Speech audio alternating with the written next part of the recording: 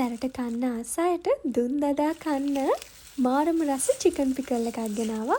හදන්නත් හරිම ලේසි. ගෑවුණු තැන කන්න පුළුවන්. එන්නකො හදන විදිය බලමු. මුලින්ම අපි කටු රහිත චිකන් ග්‍රෑම් 250ක් තම්බ ගන්න ඕනේ.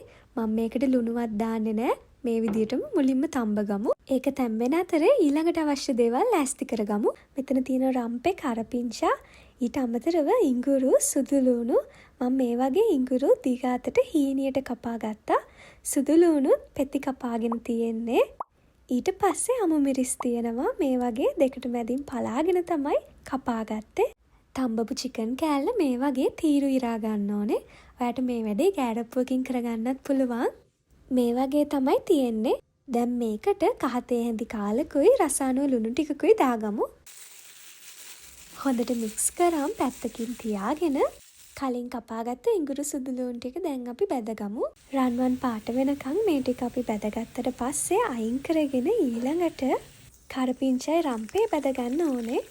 හොඳ සුවඳක් ආවහම ඒ ටිකත් අයින් කරන් අමු මිරිස් ටිකත් බැදගමු. අමු මිරිස් මේ ගානට බැදුනහම මාරම රසයි ක්‍රිස්පීට තියෙනවා. ඊළඟට වේලපු මිරිස් කරල් ටිකකුත් මම බැද ගන්නවා. අන්තිමට අපි තම්බගත්ත චිකන් ටික බැදගමු. මේ වගේ රන්වන් පාට වෙනකම් බැද ගන්න ඕනේ.